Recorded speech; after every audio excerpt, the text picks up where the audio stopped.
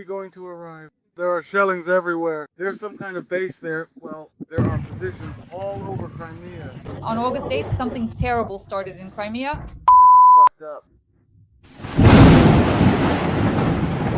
Ukrainian Neptunes attacked 3 nuclear airfields in Crimea. Everything is burning. No way, absolutely no way. No, there's just no way at all. Not even a little bit. Boom. Bang. Quiet, quiet, quiet. Are you filming? Yeah. Unbelievable. There were explosions in Sevastopol, Simferopol, and Yevpatoria, in the Bakhchisarai district, Alushta, Feodosia, Saki, and Novofedorivka. No way! The airfields Saki, Gvardeyske, and Kirovsky are on fire. Now that's an explosion. That's a firework. The Ukrainian armed forces have launched powerful special operations in Crimea to destroy Russian military personnel. Nuclear triad. The Black Sea Fleet, airfields, and oil refineries are under attack. That's right. Damn, they hit the train station. Let's fly, fuck your mother. Give the command. Crimea burned last night. 4 key military airfields were attacked. Where does the strategic nuclear industry take off from? That's fucked up. Saki, Gvardeyskaya, Kirovskaya.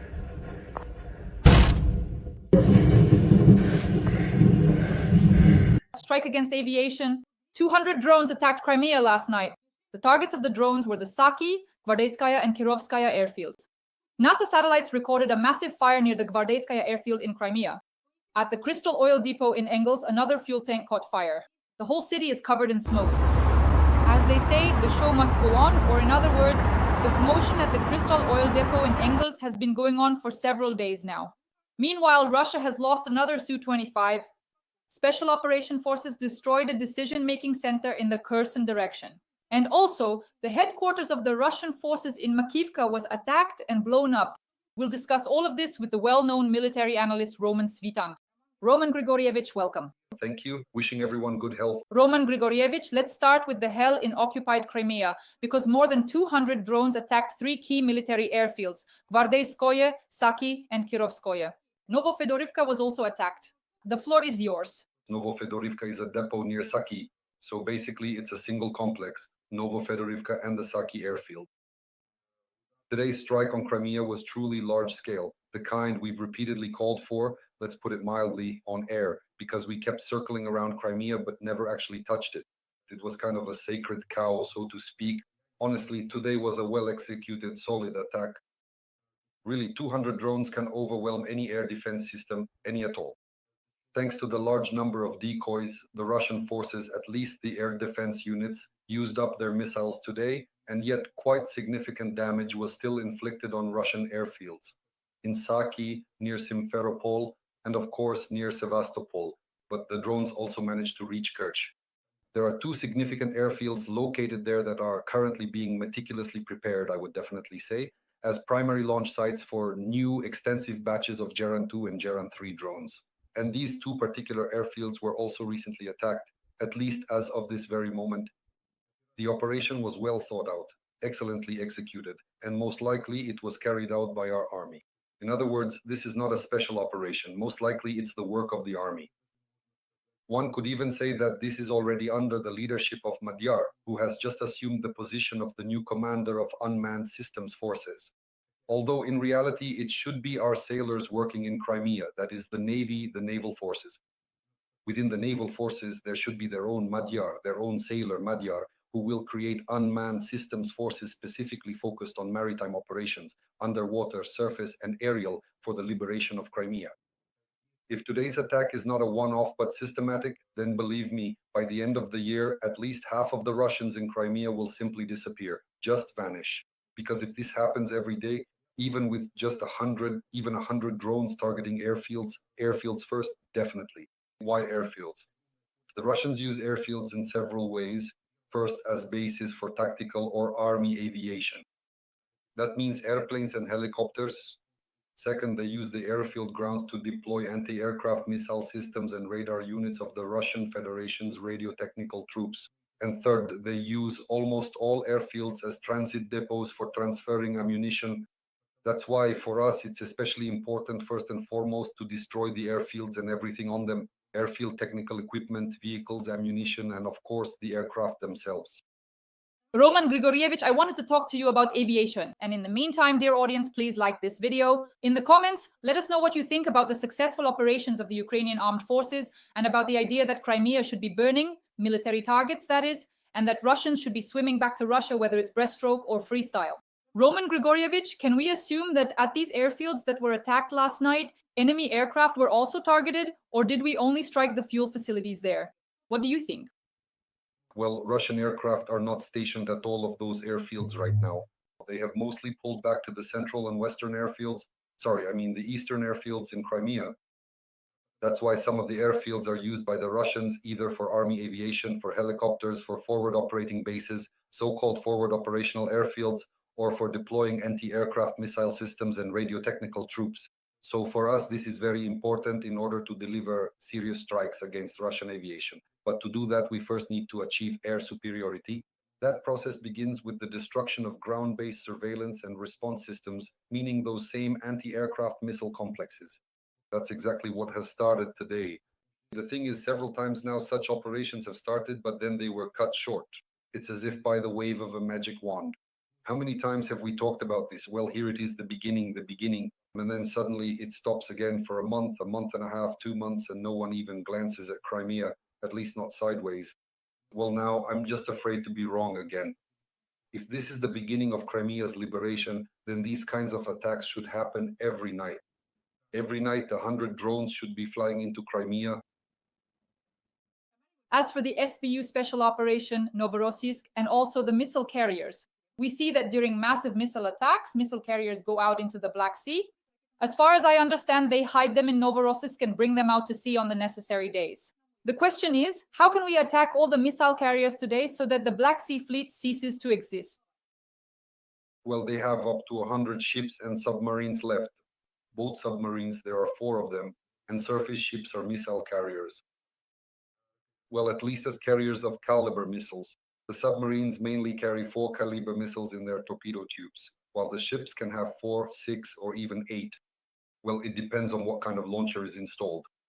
A few months ago, our prominent banking company, working closely together with our Saudi partners, formally pledged not to strike Russian oil refineries, the entire Russian oil industry, and also the significant Black Sea fleet. That's why they now feel right at home, as they say, at least in the eastern waters of the Black Sea. So here, first of all, the question is for the politicians, but actually it's not even for the politicians anymore. Now it's a question for the security services. Why haven't they yet arrested for treason those politicians who ensured the safety of the Russian hydrocarbon sector and the Russian Black Sea fleet? The Russians leave the base, say Novorossiysk, and go out to sea only to avoid being hit. That is, when they enter the base, it's a compact area with a high concentration of Russian ships, so they leave to avoid being targeted, and then naturally they return mainly for maintenance purposes.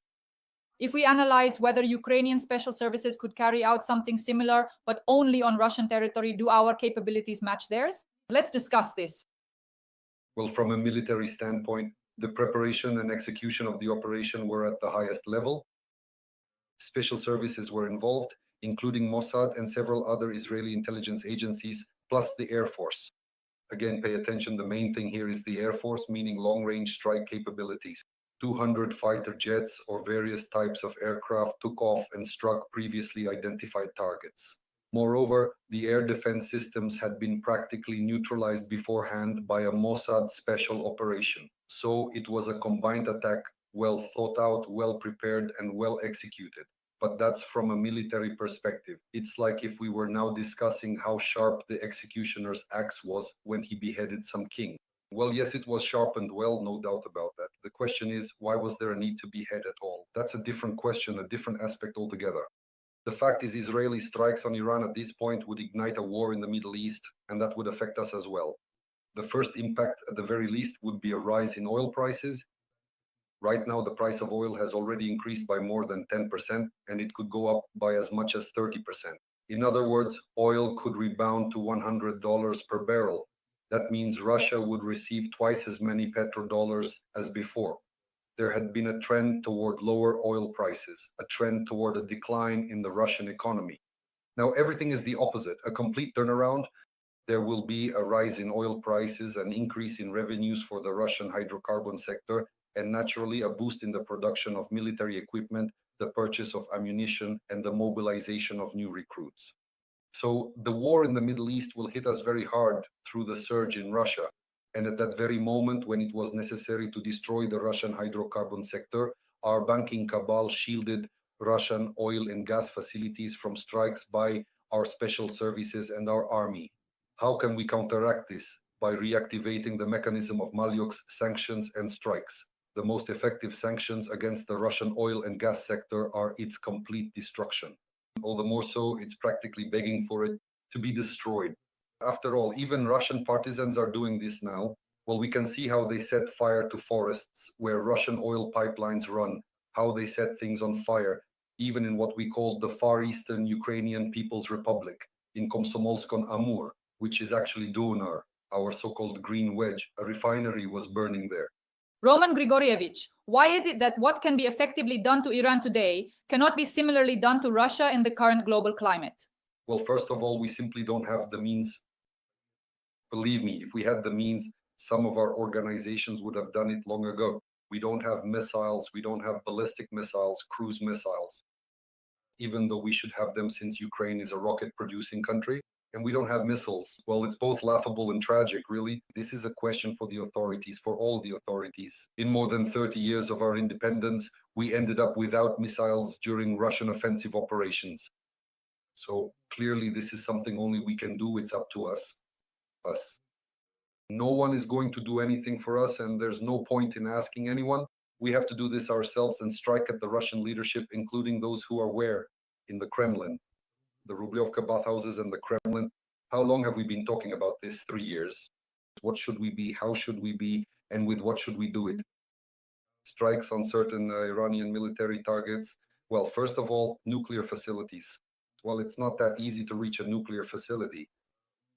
For example, the facility that was attacked by the Israelis is buried more than 50 meters underground. You can't just reach it like that. That's one. And second, above this facility, above the centrifuges, above the reactor and the centrifuges, there is an 8-meter thick layer of concrete. So they really prepared thoroughly there. That's why, in reality, Iran's nuclear facilities weren't actually damaged. Bushehr, the plant runs on Russian fuel, and in that sense, it wasn't touched at all. There are about 5 or 6 Iranian facilities, and for the most part, they only tried to hit one of them, but even then, they only managed to strike from above. Inside, everything kept working as before. The centrifuges keep spinning, so what will Iran's response be? Well, who knows? Especially now since Pandora's box has been opened. In other words, there was a strike on a nuclear facility. So now Iran could retaliate with nuclear waste of the same kind after all. They could take the waste from Bushehr now and with strontium and cesium cover Israel. Then, as far as I know, with cesium, you wouldn't be able to live there for 24,000 years. And if they hit with uranium-235 or uranium-238, one has a half-life of 700 million years and the other 4.5 billion years. So can you imagine what would happen to Israel in that case? So again, who will end up suffering? The Zionists will gossip, they'll flee to the United States, and it will be the ordinary Israelis left behind who will have to deal with the radiation. These are things that simply cannot be allowed. Strikes on nuclear facilities are absolutely unacceptable by definition. There are certain international monitoring mechanisms, like the IAEA, and it has been granted access there in some areas. Recently, the extension of the 2015 agreement was almost ready, again under IAEA supervision together with the Europeans. That's why the Israelis carried out a preemptive strike, solely to preempt the agreement with Europe and the IAEA. In other words, they didn't give Iran the opportunity to sign this agreement. If the agreement had been in place, as it was from 2015 to 2018, the IAEA would have had full oversight over all stages of uranium enrichment. And so now the Israelis have created, or rather, to be more precise, the Israelis have created a problem for ordinary Israeli citizens. And what will the response be? Well, it's hard to say right off the bat, but Iranians are not a simple people either, believe me. There are significantly more of them, at least in terms of numbers. And no one is going to forgive things like this. So ahead lies a serious bloody war, which for us, it's a negative development. It hasn't brought us any positives and it won't. Why? Because the Shaheds that everyone talks about, the Iranian ones and so on, are actually the Chinese Sunflower 200. The Russian Geran is not an Iranian Shahed. The Russian Geran is the Chinese Sunflower 200. No matter how many military facilities you destroy in Iran, the Russians have been assembling the Chinese Sunflower 200 from Chinese parts and calling it Geran, and they'll keep doing so. If you're going to call for strikes on the main factories and production sites, then they should be Chinese ones. What are the Israelis going to fly to China to destroy Chinese factories? Our intelligence agencies should be the ones doing this. These are questions for our intelligence agencies. Dear audience, please like this video. Let us know what you think in the comments. We're returning to our main topic, Russian aggression, the war Russia is waging against Ukraine. Roman Grigorievich, regarding the oil depot, for example, another fuel tank caught fire at the Crystal oil depot in Engels. The whole city is covered in smoke. Essentially, drones attacked the oil depot on the night of June 5th to 6th, but the fire still hasn't been put out. Let's evaluate this situation. Well, first of all, this isn't just an oil depot, or rather, it's not an ordinary oil depot. There are thousands of such oil depots in Russia, if we're talking about oil depots in general. In reality, these are the fuel and lubricants storage facilities of the Engels 2 backup aviation airfield. And it's precisely in this capacity that it is very important to us. This is a supply depot, the main base and primary storage for aviation kerosene. It's underground, located in karst caves and caisson reservoirs. In other words, just try to get there. It's not easy, but there are tens of thousands of tons of kerosene stored there. So from this underground reservoir, the fuel is pumped into the supply base, into the crystal, and then, well, the base or the fuel and lubricants depot, what we call the fuel and lubricants depot. From there, it goes to refuel those same aircraft. And the point that was chosen was correct, where at least the main flow could be cut off. Of course, they also have a backup option where they can refuel directly from the caissons. But I think we'll get to those as well. So the strike on this fuel and lubricants depot was excellently executed, precisely calculated. We discussed with you before how the attack was carried out. They broke through the Russian air defense head-on using a large number of decoy drones, and the strike drones got through, took out the target, and set 3 storage tanks on fire right away immediately. And until it burns out completely, this won't stop. Kerosene is an interesting product. You can actually use it to put out a fire. If you take a bucket of kerosene and pour it on a fire, it goes out. But it's the kerosene vapors that burn. And if you heat kerosene up to a certain temperature and then ignite the vapors, just like what happened when our drones struck, then it's almost impossible to put it out. And in fact, they don't even try to extinguish it. They just move aside, dig a trench around it, and watch until it all burns out. And until everything there has burned out, it will keep burning. It can keep burning for another month. Roman Grigorievich, today's news, Russia has lost another Su-25. Well, most likely these losses are due to technical issues. The Su-25s are already 40 years old. They've been flying since the Afghan war, since the 1980s. They were good machines, even excellent for their time when they were built. A good attack aircraft. But now they're old, really old grandpas, I would say. And technologically, of course, they're falling apart. And there aren't that many left when you can only make 1 out of 2 or 3. So this fleet of aircraft is dwindling for the Russians. And even as they keep crashing, like today when a Russian plane was lost. Roman Grigorievich, over the past 2 days, we've also been attacking the Moscow region. There were military targets there. Roman Grigorievich, what exactly was attacked near Moscow in these last few days? Because the drones didn't reach Moscow itself, but explosions were heard in the Moscow suburbs. They say these were military targets. Approximately 30% of Russia's advanced high-tech military production capabilities are significantly concentrated within the bustling metropolis of Moscow and its surrounding expansive Moscow region. Therefore, a substantial 1/3 of this crucial production is located specifically in Moscow and the broader Moscow region. And that's why it's so important for us to break through, to push past the Russian air defenses. It's very difficult to do this because there are at least 2 barrier detachments in place. The first is the frontal air defense. It's very hard to break through. That's in the Bryansk, Belgorod, and Kursk regions, which are practically packed with air defenses facing toward Moscow. And the second is the site-specific one around Moscow. So sometimes when we see reports that the Russians have shot down 50 or 70 of our drones in the Bryansk and Belgorod regions, that's why. These were headed for Moscow. Mostly they're shooting down decoys that cost a few $100s, while the missile used to shoot them down costs tens of thousands of dollars. But nevertheless, some still get through. For example, there was a strike in the Moscow region on one of the factories that produces circuit boards for electronics. As I said, this is high-tech manufacturing, and at least for now, the technological process has been halted. But in reality, to actually reach Moscow, you need ballistic missiles. In other words, without ballistic missiles, we won't be able to break through Moscow's air defense for specific targets. Drones won't be able to get through it. Roman Grigorievich, in the Moscow region, in Zubovo, a microelectronics factory was attacked. There's a hole in the roof. The factory in Zubovo is a production complex that is part of the Rezonit Technopark in the Moscow region. It specializes in manufacturing printed circuit boards and electronic components for various industries, including the defense industry. So, about this. That's exactly what I was talking about, yes. So they hit Rezonit directly, the technological cycle has been halted. That's the most important thing. But it can only be destroyed with ballistic missiles. Well, even if a drone carries 50 kilograms, it won't be able to completely disable any military facility. Roman Grigorievich, from a military standpoint, how many years would it take for Ukraine to have ballistic missiles? Not just a few, of course, but in mass production, so that it would be how many years? 1,000 missiles a year? If we take examples from other countries that produce ballistic missiles? Well, the thing is, Ukraine is a missile-producing country.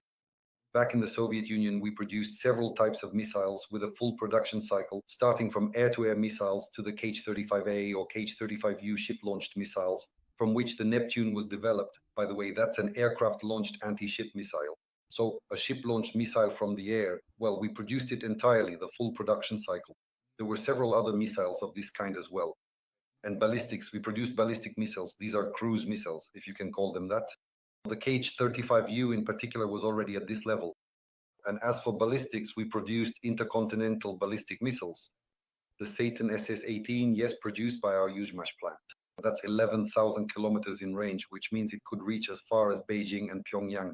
So we have preserved this entire technological chain, the technical documentation, the production system, very important mechanisms, for example, certain testing procedures, test stands, and of course, the engineering staff. We were manufacturing there 10 years ago. We launched the Grom-C, a whole complex that we produced with the help of a $100 million investment from Saudi Arabia, and we sold it to them as well. So this was just a few years ago. In other words, we have the entire production base for manufacturing ballistic missiles. It's not like we're starting from scratch. In order to launch, say, serial production of those same Grom missiles with a range of 500 kilometers, we would need somewhere around $150 to $200 million and about a year and a half to 2 years. So if this government had started this 6 years ago, by now we could have launched serial production of the Grom missiles 3 times over, for one thing. If at this point we don't have the Grom missile, and we don't because otherwise it would have long since hit Moscow, then it means that for 6 years, this government has just been dragging its feet. That's a big problem. The executive branch should have been sent to the armed forces of Ukraine a long time ago. I've said it so many times already, the executive branch needs to be deschmeichelized. You don't need elections or re-elections for that. This is in accordance with our constitution, in accordance with the legal framework of our laws to change the executive branch. Shmihal's team just can't handle it. They absolutely can't handle it. Umarov, Shmihal, and all the rest of that Shmihal crowd, they're not in the right positions. They need to be replaced with professionals who know how to quickly launch a program, like the ballistic one, or how to restructure the country's economy for wartime. But that's an entire process. The work should be done by military personnel with a basic military education who also understand economics. We have enough people like that. Roman Grigorievich, to sum up, Special Operations Forces destroyed a decision-making center of the Rashists in the Kherson direction. The Rashist headquarters in Makivka was also attacked. A video report of the HIMARS MLRS strike was made for the General Staff of the Ukrainian Armed Forces, and everyone wrote that there were many killed and many wounded. The floor is yours. Well, about Makivka, that's me. I'm from Makivka. I've been saying for a while now, why aren't we hitting their rear positions? So most likely our rocket troops thought so that Svaitin doesn't start cursing and blowing his top. So they went ahead and struck Makivka. The main thing is it was not far from my house. So the combat mission was accomplished, of course. Well done, the range allows it. We have the means to strike. HIMARS work well at that range. And naturally in Kherson on the so-called southern front as well. There's some serious Russian activity going on there right now. They're still at a crossroads. They're deciding where to send the remaining reserves, either to reinforce the Zaporizhia direction, meaning the operations there, or to the right bank of the Dnipro near Kherson. So they still haven't decided yet, because the reserves that could have helped them in either direction, Putin burned through before May 9th, setting, well, unattainable goals. In other words, impossible tasks. So right now, at this moment, you could say we should thank Putin for his complete idiocy in strategic planning, because it's precisely his idiocy, this political trap, that's giving us a breather now. We still have about 2 months before the next wave of reserves arrives. In these 2 months, we can give the Russians a hard time. Well, we'll see what exactly we'll give them a hard time for, and then we'll talk about it in each of our reviews. Roman Grigorievich, we're already at the end. The Russian armed forces have entered Yablonivka in the Sumy region, according to Deep State. That's 26 kilometers from the regional center. The gray zone has also expanded in Yunakivka, a village at the epicenter of the fighting. Please comment on this, it's very important. Yablonivka and Yunakivka. Well, yesterday they said they were 20 kilometers from Sumy, and now it's already 26 kilometers. So does that mean they're having a negative advance or something? They've fallen back 6 kilometers in the opposite direction. That's about where they are, somewhere between 20 and 30 kilometers. They're stuck there and will keep being stuck in that area. It's a small bridgehead, even from the perspective of just the Sumy region, not to mention all of Ukraine. A small bridgehead that the Russians jumped into on the heels of our retreating troops. That was a mistake made by our own politicians. Earlier, we thanked Putin for his political decision, but here it was our politicians' mistake. They held our troops in offensive positions on the Kursk direction almost to the point of disaster, nearly to catastrophe. Then we had to run because, you see, the politicians wanted to have negotiations with the Saudis from a better position at least. Nothing came of it for them, but we had to flee from the Kursk region. And on the heels of our retreating troops, the Russians rushed into the Sumy region. But I'll say it again, this is about the same level as in the Kharkiv region, around the area of Lipsy, where they are now near Vovchansk. They rushed in and that's it. They got stuck. In the same way, the Russians will be stuck just around Yablonivka, Yanakivka, and so on. But no further. They won't advance any farther. On the one hand, there are serious fortifications there. That's the first thing. Secondly, reserves have now been redirected there, and our troops have already recovered from this strategic failure of our politicians. They've already recovered, and now, in some areas, we're even regaining our previously lost positions, pushing the Russians back and advancing toward the Kursk direction, toward Tetkino, which is nearby to the west. The Russians entered our territory and we entered theirs. It's all just talk. Friends, please like this video. Roman Grigorievich and I meet 3 times a week on my YouTube channel, Monday, Wednesday, and Friday, to discuss the military and political situation. In the comments, write a few kind words in support of Ukraine and share your thoughts on Israel's special operation. Also, let us know where you're watching from. Share your location in the comments. Renowned military analyst Roman Svitan, Roman Grigorievich, thank you. And as usual, see you again on Monday.